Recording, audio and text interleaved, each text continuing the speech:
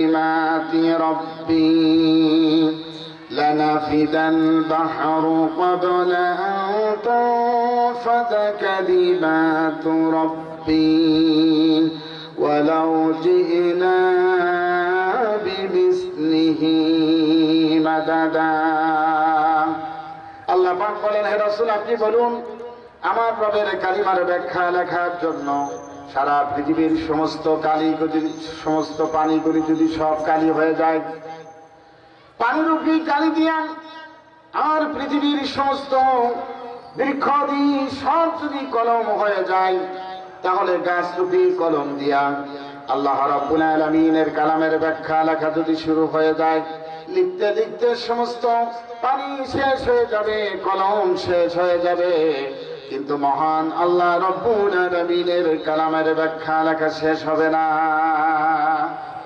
সুবহানাল্লাহ বলতে ইচ্ছে করলো না? এটা হচ্ছে সেই মহান রাব্বুল আলামিনের কিতাব। এই কিতাব হচ্ছে অগতি জলধির মতো, কুলকিনারাহীন। রাসূলুল্লাহ বলেছেন, লা তুহসা আজাইবুহু ওয়ালা তুগলা গরাইবুহু ফীহি মাসাবিহুল হুদা ওয়া মানারিল হিকমা। নবীজি বলেছেন, এ কোরআনে কারিমের আশ্চর্যকারিতা, এর বিস্ময়কারিতার কোনো শেষ নাই। কেমন আশ্চর্যকারিতা লক্ষ্য করুন। আপনি কোরআনে কারীম দৈনিক ৫ ওয়াক্ত নামাজে ৪০ বারেরও বেশি সূরা ফাতিহা পড়া হয়। কোন মানুষ কি বলতে পেরেছে সূরা ফাতিহা পড়তে পড়তে অস্থির হয়ে গেছি, সারা জীবন পড়তেছি, আজ থেকে সূরা ফাতিহা পড়বো না, অন্য আরেকটা সূরা দিয়ে নামাজ শুরু করব? মনের ভিতরে কি এমন প্রশ্ন কোনদিন জেগেছে? জাগে নাই। কারণ কি? রাসূলুল্লাহ বলেছেন, লা তুহসা আজাইবুহু, এটা হচ্ছে একটা বিস্ময়কারিতা কিতাব, যত পড়বেন তত আশ্চর্য মনে হবে। কোরআনে কারীম সূরা ফাতিহা যতবার পড়া হয় ততই নতুন নতুন লাগে। সূরা ফাতিহায় পড়া হচ্ছে আলহামদুলিল্লাহি রাব্বিল আলামিন। আমার সাথে সবাই পড়েন, আলহামদুলিল্লাহি রাব্বিল আলামিন। আপনি যদি এই আলহামদুলিল্লাহি রাব্বিল আলামিন সারা জীবন যদি পড়েন, তারপরেও আপনার রুচিবোধের সৃষ্টি হবে না। কারণ এ কথা বলেছেন রাসূল পাক সাল্লাল্লাহু আলাইহি ওয়াসাল্লাম, বলেছেন আল্লাহ সুবহানাহু ওয়া তাআলা। এর অথেন্টিক মালিক হচ্ছেন আল্লাহ রাব্বুল আলামিন। এর অথেন্টিক মালিক কে? আল্লাহ সুবহানাহু ওয়া তাআলা। এই পৃথিবীতে ধর্মগ্রন্থ বলতে যা বোঝায়, কোরআনে কারীম গতানুগতিক তেমন কোন ধর্মগ্রন্থ নয়। তাহলে কি? কোরআন হচ্ছে আজ এ কমপ্লিট কোড অফ লাইফ।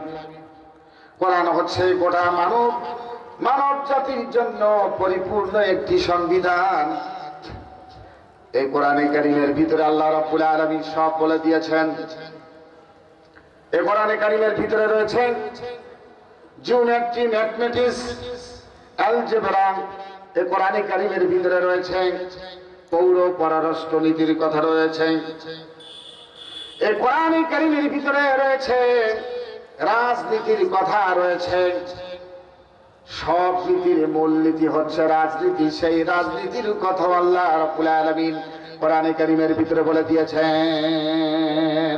বলেছেন কিনা? এই রাজনীতি কোরআনে কারীমের ভিতরে আছে না? কিন্তু বিগত ফ্যাসিস্ট সরকার, স্বৈরাচার হাসিনা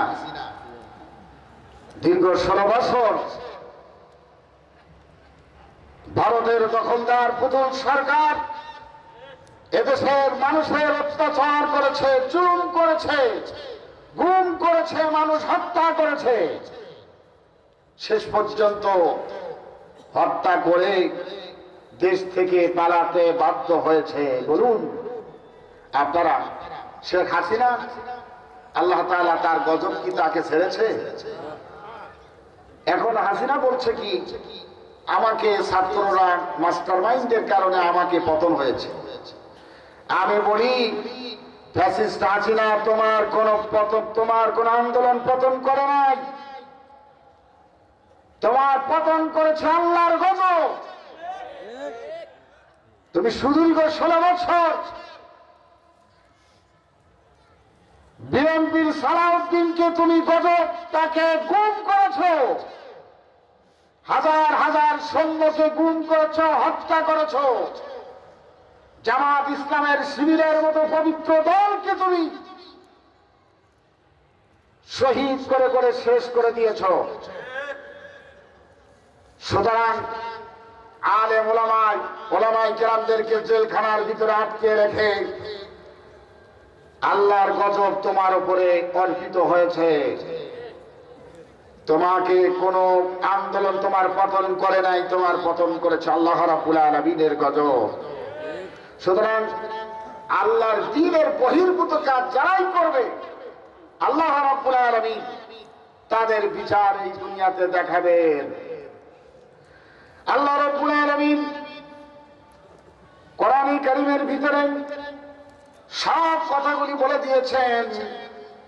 কোন মুসলিম শাসক যখন ক্ষমতায় আসবে কেমনে দেশ চালাবে, কেমনে কি করবে, আল্লাহ রাব্বুল আলামিন সে কথাও বলে দিয়েছেন।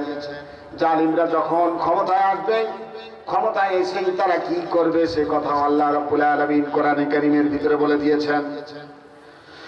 সুতরাং এই বাংলার রাসূল পাক সাল্লাল্লাহু আলাইহি ওয়াসাল্লামের দ্বিতীয় বৃহত্তম মুসলিম দেশ, এদেশে আমরা দেখতে চাই বঙ্গভবন থেকে সেক্রেটারিয়েট পর্যন্ত, বঙ্গভবন থেকে রান্নাঘর পর্যন্ত সমস্ত জায়গায় সর্বস্তরে কালিমার পতাকা পথ করে উড্ডীন হয়েছে। এই দৃশ্য আপনারা দেখতে চান কিনা বলেন? কারা কারা চান? দুহাত তুলে আল্লাহকে দেখা।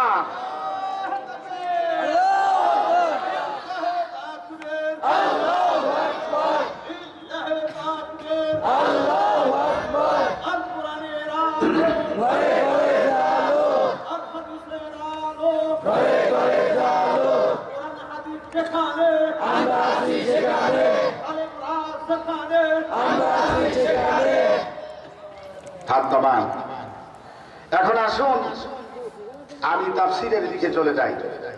ধারাবাহিক কথা শুনতে হলে একটু মন এবং কান তন্ময় কোরআনে কারীমের দিকে আকৃষ্ট হতে হবে। যদি একটু খেয়াল বেকায়দা দিক বিদিক হয়ে যায়, বুঝতে বেকায়দা হয়ে যাবে, অসুবিধা সৃষ্টি হবে। এজন্য আমরা আলোচনার শুরুতে শয়তানের ওয়াসওয়াসা থেকে মহান আল্লাহ পাকের কাছে পানা চেয়ে যথারীতি আমরা আলোচনায় প্রবেশ করব। আপনারা আমাকে একটু সহযোগিতা করবেন, কারণ প্রচন্ড ঠান্ডা লেগেছে একটানা কয়েকটা প্রোগ্রাম করার কারণে, আর একটু জার্নি হচ্ছে। এজন্য আপনারা আমাকে একটু সহযোগিতা করবেন যাতে আমি আপনাদের সামনে সুন্দর করে কিছু কথা বলতে পারি। আমার রব যেন এমন কিছু কথা বলার তৌফিক দান করেন, বলেন আমিন। এখন আমরা আলোচনায় শুরু করব। আমার সাথে সবাই পড়ুন।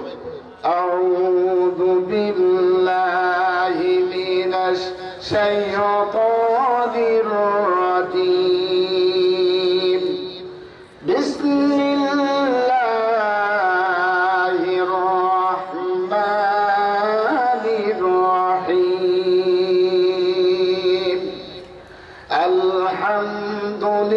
আলহামদুলিল্লাহি রাব্বিল আলামিন।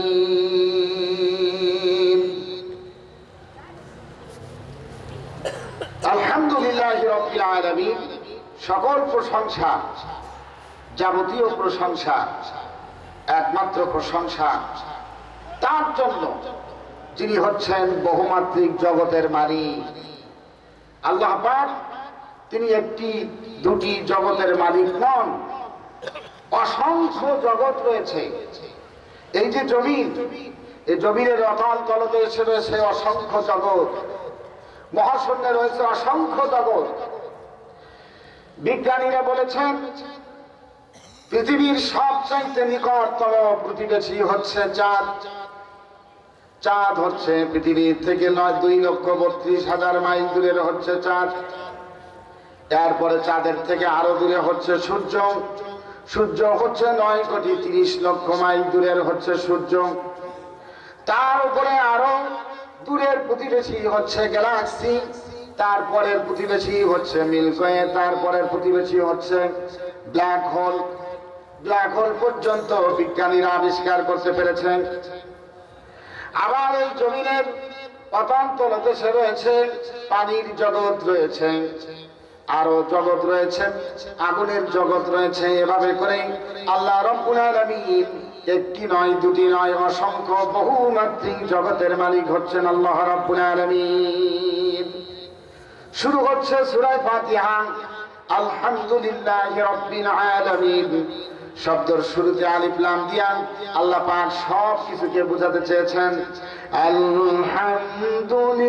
আলহামদুলিল্লাহি রাব্বিল আলামিন। রব, রব কাকে বলে? রব বলা হয় তাকে, এক কথায় বলবো, ব্যাখ্যা দিব না। রব বলা হয় তাকে যখন যে জিনিস যার যতটুকুন প্রয়োজন সেই জিনিসটা না চাইতে যিনি প্রয়োজনটুকু মিটা দেন তাকে বলা হয় রব।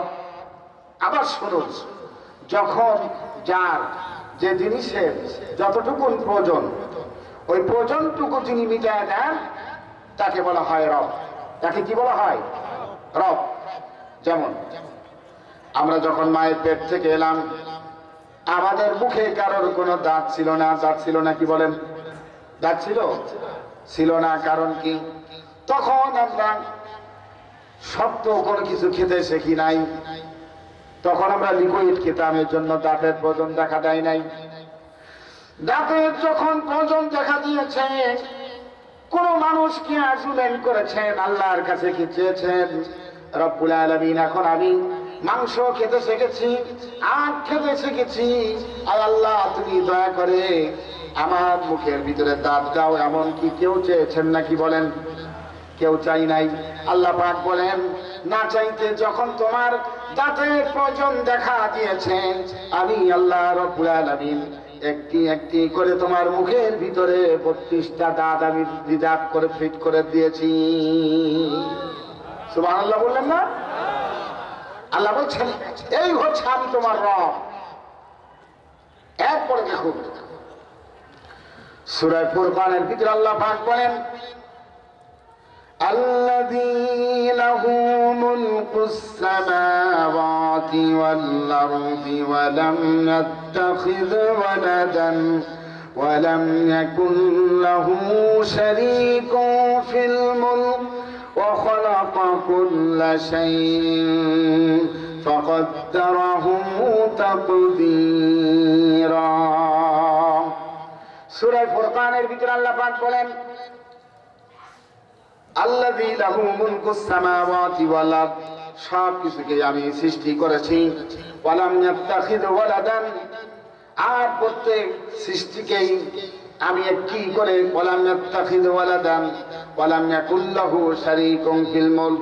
আল্লাহ পাক বলেন আমার সৃষ্টির ভিতরে কোনো অংশীদারিত্ব নাই, আর আমি কাউকে কোনো সৃষ্টি, কাউকে আমি আল্লাহ রাব্বুল আলামিন কারোর থেকে আমি হইনি।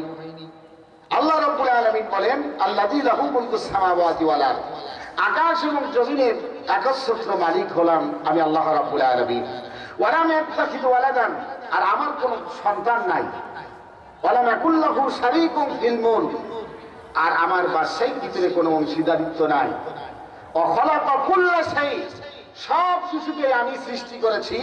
ফাকাদ্দারাহু তাকদীরা, এবং প্রত্যেকটি সৃষ্টিকেই আমি আল্লাহ রাব্বুল আলামিন একটি করে সুনির্দিষ্ট করে তাকদীর আমি আল্লাহ রাব্বুল আলামিন লিপিবদ্ধ করে দিয়েছি। জোরে বলেন সুবহানাল্লাহ। এখন আল্লাহ পাক রব্বুল আলামিন তার পরিচয়ের কথা সূরা ফুরকানের ভিতরে বলেছেন। মহান আল্লাহ রাব্বুল আলামিনের পরিচয়ের কথা আরো সুন্দর করে আল্লাহ রাব্বুল আলামিন ছোট্ট একটি সূরার ভিতরে বলে দিয়েছেন। সূরাটির নাম হচ্ছে সূরাতুল ইখলাস। সূরাটির নাম কি? আমার সাথে পড়ুন, কুল হুয়াল্লাহু আহাদ আল্লাহুস সামাদ লাম ইয়ালিদ ওয়া লাম ইউলাদ ওয়া লাম ইয়াকুল লাহু কুফুয়ান আহাদ। হে রাসূল, আপনি বলুন, আল্লাহ এক এবং একক, তিনি হলেন বেনিয়াস, তিনি কাহারও মুখাপেক্ষী নন। সারা পৃথিবীর সব মানুষ আল্লাহ রাব্বুল আলামিনের মুখাপেক্ষী। তিনি কাউকে জন্ম দেন নাই, কেউ তাকে জন্ম দেয়নি। আর ওয়ালাম ইয়াকুল লাহু কুফুয়ান আহাদ, আকাশ এবং জমিনে আল্লাহ রাব্বুল আলামিনের সমকক্ষ কেউ নাই। আল্লাহ রাব্বুল আলামিন তার সমকক্ষ কেউ নাই। তার শক্তিকে মুআয়্যা করতে পারেন আকাশ এবং জমিনে কেউ নাই। সুতরাং আল্লাহ পাক বলেন, ওয়ালাম ইয়াত্তাখিয ওয়ালাদান, আমি কাউকে পুত্র হিসাবে গ্রহণ করিনি। ওয়ালাম ইয়াকুল লাহু শারীকুম ফিল মুলক, সবকিছুকে আমি সৃষ্টি করেছি, আর আমার সৃষ্টির ভিতরে কোনো অংশীদারিত্ব নাই। সব কিছুকে আমি সৃষ্টি করেছি, ফাকাদ্দারাহু তাকদীরা, এবং প্রত্যেকটি প্রাণীকেই একটি করে সুনির্দিষ্ট করে তাকদীর আমি লিপিবদ্ধ করে দিয়েছি। যেমন সুনির্দিষ্ট করে তাকদীর কাকে বলে? মুরগির ডিম থেকে সদ্য প্রসূত বাচ্চা বের হলো, এই বাচ্চাটারে পানিতে যদি ছেড়ে দেওয়া হয়, আপনারা বলুন, পানি থেকে ওই বাচ্চা কি সাথে কি কিনারে আসতে পারবে না? কি বলেন? পারবে না। কিন্তু হাঁসের ডিম থেকে সদ্য প্রসূত বাচ্চা বের হলো, এই বাচ্চাটারে আপনি পানিতে ছেড়ে দেন, দেখবেন বাচ্চাটারে পড়ি কি মরি, মরি কি ডুবি, আস্তে আস্তে সেই সাঁতার কেটে কিনারায় চলে আসবে। তার এই সাঁতার কে শিখালো?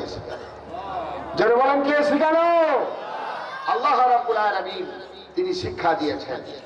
এজন্য সূরা ফাতিহার শুরুতে বলা হচ্ছে আলহামদুলিল্লাহি রাব্বিল আলামিন। আল্লাহ হচ্ছেন তিনি, রব হচ্ছেন তিনি। যখন যার যে জিনিসের যতটুকু প্রয়োজন, সেই প্রয়োজনটুকু তিনি মিটিয়ে দেন, তার নাম হচ্ছে রব। সব কিছুকে তিনি সেটিং করেছেন।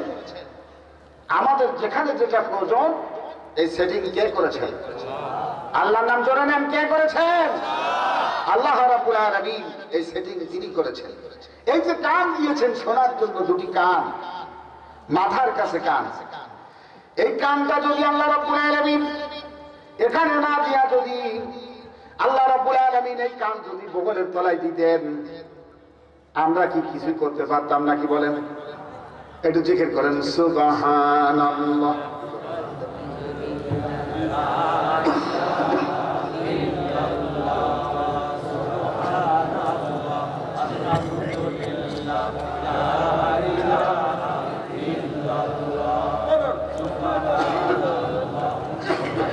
এখানে একজন ইয়াং লোক আছে।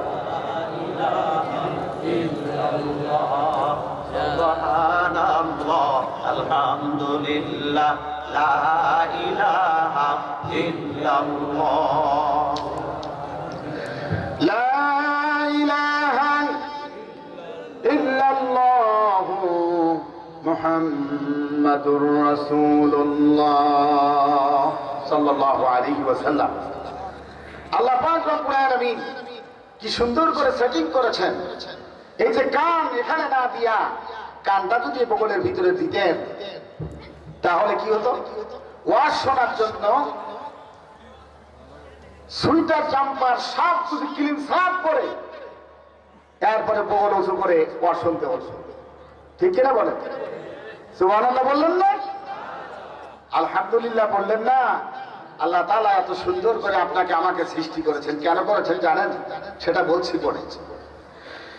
এরপরে আল্লাহ রাব্বুল আলামিন দুটি চোখ দিয়েছেন। এই দুইটা চোখের ভিতরে আল্লাহ রাব্বুল আলামিন এক ধরনের মেডিসিন রূপী পানি দিয়েছেন। এই পানি দুনিয়ার কোনো পানি নয়। আল্লাহ রাব্বুল আলামিন যে পানিটা দিয়েছেন, তাম দুনিয়ার সমস্ত চিকিৎসক বিজ্ঞানীরা একত্রিত হয়ে এক ফোঁটা এক জায়গা পরিমাণ চোখের পানি কেউ তৈরি করতে পারবে না। সুবহানাল্লাহ বলেন। আল্লাহ রাব্বুল আলামিন বলেন, ইন্না খলাকনাকুম মিন তুরাবিন সুম্মা মিন নুতফাতিন সুম্মা মিন আলাকাতিন সুম্মা মিন মুদগাতিন সুম্মা নুখরিজুকুম তিফলা। ও বান্দা, কেমনে তোমাকে আমি সৃষ্টি করেছি তুমি কি লক্ষ্য করেছো? এক ফোঁটা নাপাক পানি থেকে স্বামী এবং স্ত্রীর বিশেষ প্রক্রিয়ার মাধ্যমে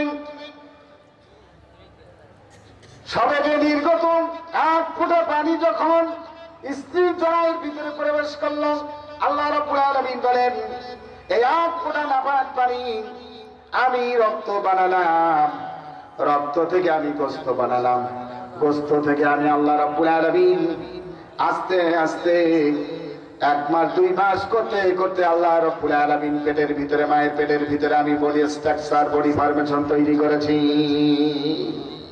কিসের থেকে হয়েছে বলেন তো? এক ফোঁটা নাপাক পানি। কিসের থেকে? এই এক ফোঁটা নাপাক পানির থেকে হইয়া অ্যাঙ্করঙ্গ লাঠি কো আগার মুগুর করেঙ্গ। হাসিনা যে লাভ দিছে দীর্ঘ 16 বছর, আহারে হাসিনা এখন পাগলা কুত্তার মতো ঘেউ ঘেউ করতেছে। আল্লামা দেলোয়ার হোসেন সাঈদী রহমাতুল্লাহ আলাইহি বলে গিয়েছিলেন, তোমার মৌত হবে পাগলের মতো, রাস্তায় রাস্তায় পাগলের মতো চিল্লাবা, এরপরে তোমার মৌত হবে। বেশক বেশক আল্লাহ যেন কবুল করেন, বলেন আমিন। জ্যান্ত জ্যান্ত জীবনগুলি তুমি মেরে শেষ করে দিয়েছো, মানুষ হত্যা করেছো, কি করো নাই তুমি? তোমার বিচার এই বাংলা জমিনে হবে। তুমি যে ট্রাইব্যুনাল তৈরি করেছিলে, সেই ট্রাইব্যুনাল আছে না এখন? তোমার বড় ট্রাইব্যুনাল।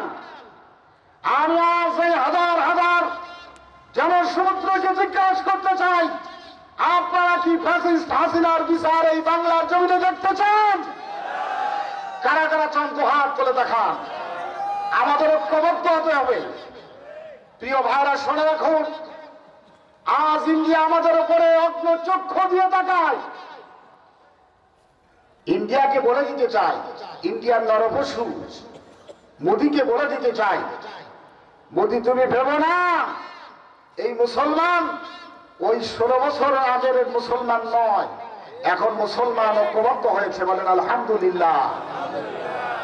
আজ ইন্ডিয়াতে তারা বাবরি মসজিদ ভেঙেছে, এরপরে শত শত মসজিদ ভেঙে সেখানে তারা মন্দির বানাতেছে।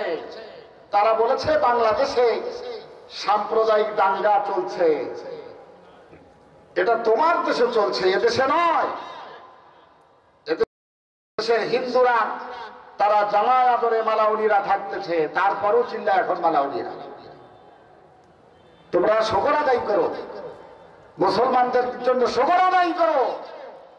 তোমাদেরকে যেভাবে জামায় আদর করে রাখছে পৃথিবীর বিরল ইতিহাস। সুতরাং বেশি লাভালাভি কইরো না, বেশি লাভালাভি কইরো না। আল্লাহ রাব্বুল আলামিন সব কিছু দেখাবেন, শুধু সবরের অপেক্ষা। আল্লাহ যেটা দেখান, বলেন আমিন। তো আল্লাহ রাব্বুল আলামিন এক ফোঁটা নাপাক পানির থেকে আপনাকে আমাকে সৃষ্টি করেছেন। এরপরে আল্লাহ পাক বলেন, আমি যখন তোমাকে সৃষ্টি করেছি ফি কারারিন মাকিন, সুন্দর একটি সুরক্ষিত জায়গায় আমি আল্লাহ রাব্বুল আলামিন তোমাকে সৃষ্টি করে রেখে দিয়েছি। ও বান্দা শোনো, এমন একটি সুরক্ষিত জায়গায় রেখে দিলাম যেখানে কোনো রোগ জীবাণু, কোনো জাম, কোনো পলিউশন প্রবেশ করতে পারে নাই। চিকিৎসক বিজ্ঞানীরা বলেছেন মায়ের ক্যান্সারের জাম ধরা পড়েছে, অথচ সন্তানের দেহের ভিতরে কোনো ক্যান্সার ধরা পড়ে নাই। কারণ আল্লাহ রাব্বুল আলামিন বলেছেন ফি করারিন মাকিন, আমি তোমাকে এমন একটি ইন্টেনসিভ কেয়ার ইউনিটের ভিতরে রেখে দিলাম যেখানে রোগ জীবাণু কোনো ক্যান্সারের পলিউশন প্রবেশ করতে পারে নাই। আল্লাহ পাক বলেন এভাবে তোমাকে সংরক্ষণ করেছি। কেন করেছি শোনো, দুনিয়াতে আইসা আমি আল্লাহ কি তুমি গালি দিবা, আমার বন্দিগি করবে না, আমার রাসূলকে গালি দিবা, নামাজ পড়বা না, আলেম ওলামাদের বিরুদ্ধে অ্যাকশন শুরু করবা, এর জন্য কিন্তু করি নাই। আল্লাহ পাক বলেন তোমাকে আমি সুন্দর করে সেটিং করেছি। কেন করেছি শোনো, তোমার এই মুখটারে আমি এত সুন্দর করে বানালাম, এত সুন্দর করে সাজাইলাম বান্দা, এই মুখ দিয়া যাতে দুনিয়াতে আসার পরে আমি আল্লাহ রাব্বুল আলামিনের জিকির করতে পারো। জোরে কোন সুবহানাল্লাহ। আল্লাহ রাব্বুল আলামিন বলেন মায়ের পেটের ভিতরে যখন তুমি ছিলা বান্দা, তোমার রূহ যখন এসে গেল, খাবারের যখন উদ্বেগ বাড়লো, আল্লাহ রাব্বুল আলামিন বলেন এ ভাই, এই ভাই আপনারা ওঠেন কেন, আপনারা উঠছেন কেন, একটু মেহেরবানি করে বসুন, আল্লাহর কালাম শুনুন। আর যদি মনে করেন যে আমরা সময় হয়ে গেছে, অনেক রাত্র হয়ে গেছে, আর শুনবো না, তাহলে আমাকে মেহমান করে নিয়ে আসলেন, বাড়িতে আইনা বাড়িওয়ালা চলে যাচ্ছেন, তা কেমন হলো? এই জন্য মেহেরবানি করে একটু কি সময় দিবেন? আল্লাহর কালাম শোনার জন্য কি একটু সময় দিবেন? আল্লাহ যেন কবুল করেন, বলেন আমিন। আমি মুসাফির, আপনাদের জন্য দোয়া করি, আল্লাহ তাআলা আপনাদের দুনিয়া এবং আখিরাতের উত্তম কল্যাণ যেন দান করেন, বলেন আমিন। একটু কালাম শুনুন, আল্লাহর কালাম শুনুন, বোধগম্য হবে। আল্লাহ পাককে সিজদা দিতে আপনার মাথা নমিয়ে আসবে। সূরা ফাতিহা এমন একটি সূরা, আমি আসতেছি সেই কথা পরের দিকে। এই সূরা তাফসীরের ভিতরে এসেছে, তাফসীরে রুহুল মানিতে এসেছে, এই সূরার 40টার অধিক নাম এসেছে। কয়টা? 40টার অধিক নাম এসেছে। একটা নাম হচ্ছে সূরাতুশ শিফা। শিফা মানে কি? রোগের প্রতিষেধক। আল্লাহ নবীজি বলেছেন ডাক্তারের কাছে যাচ্ছেন, ক্যান্সার হয়েছে, কোন ওষুধপত্রের কাজ হচ্ছে না, এমত অবস্থায় যদি সূরা ফাতিহা আপনি 48 বার পড়ে এরকম একটা গ্লাসে পানি দিয়া ফু দিয়া যদি ওই পানিটা খেয়ে ফেলতে পারেন, নবীজি বলেছেন এই আমলটা 41 দিন করলে পরে কঠিন দুরারোগ্য ব্যাধি হলেও আল্লাহ পাক মাফ করে দিবেন। সেই সূরা আমি আপনাদের সামনে তেলাওয়াত করেছি। এই সূরাটির আরেকটি নাম হচ্ছে সূরাতুল কানজ, অর্থাৎ খনি। তার মানে হলো গোটা কোরআন মাজিদের ভিতরে জ্ঞান বিজ্ঞানের যত কথা বলা হয়েছে তার সংক্ষিপ্ত ভাবে সামারাইজ হিসাবে, সাবস্ট্যান্স হিসাবে আল্লাহ রাব্বুল আলামিন সূরা ফাতিহার ভিতরে তাই বলে দিয়েছেন। এখন সূরা ফাতিহা আল্লাহ পাক বলছেন আমি মানব সৃষ্টি করেছি, সুন্দর করে সেটিং করেছি। এই যে হাত সৃষ্টি করেছেন আল্লাহ পাক, এই হাতের ভিতরে এখানে কবজা আছে কিনা, এই বাহুতে কবজা আছে কিনা, এখানে আবার হাতের মুষ্টির ভিতরে কবজা আছে, আঙ্গুলির ভিতরে কবজা রয়েছে। এই কবজাগুলি যদি না থাকতো তাহলে কি হতো? মনে করেন হাতের ভিতরে কোথাও কবজা নাই, হাতের ভিতরে কবজা নাই, তাহলে এটা কি হাত হতো না লাঠি হতো? লাঠিতে পরিণত হয়ে যেত। আমি সালাম দিব ওনাকে, হাত এরকম রাখতে হবে, উনি আবার হাত এরকম রাখবে, তারপরে সালাম দিতে যে আবার উল্টাপাল্টা হয়ে যেতে পারে, ঠিক কিনা বলেন? হাতে যদি কবজা না থাকতো, আঙ্গুলে যদি কবজা না থাকতো, কি অসুবিধা হতো? আল্লাহ কি কেন ডাকবেন না, কেন সেজদা দিবেন না, কেন আল্লাহর হুকুম মানবেন না? একটু লক্ষ্য করুন, এই হাতের ভিতরে যদি আল্লাহ রাব্বুল আলামিন কবজা না দিতেন তাহলে তো ভাত খাইতে পারতাম না। প্লেট থেকে ভাত উঠাবেন কেমনে? আঙ্গুল যদি ভাত না হতো এটা কাটা চামচে পরিণত হয়ে যেত। ভাত উঠাবে যে যখন হাত যখন প্লেটের ভিতরে ঢুকাই দিতাম, ভাত একা একই খেতে পারতাম না, কারণ এ হাতের ভিতরে তো কবজা নাই। ভাত খাইতে হলে দুজন সামনে সামনে বসতে হবে, প্লেটের সামনে দুজন বসতে হবে। প্লেটের সামনে দুইজন বসে এরপরে ও দেবে আপনার গালে, আপনি দিবেন তার গালে। এখন হাতে তো কবজা নাই,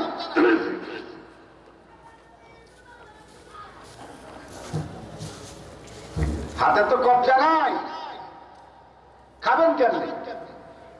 আপনি দিলেন তারের গালে। এদিকে লক্ষ্য করুন আল্লাহর সৃষ্টি, আল্লাহর সেটিং কত সুন্দর। আপনি দিলেন তারের গালে, সে দেবে আপনার গালে। আবার দিতে চেয়ে ভাব মুখের পরিবর্তে মুখের দিতে যেয়ে নাকের ভিতরে ঢুকতে পারে। আল্লাহু আকবার বললেন না? আল্লাহ বলছেন এভাবে করে আমি তোমাকে সেটিং করেছি, সুন্দর করে বানাইছি। রব্বুল আলামিন বলেন এরপরে আল্লাহ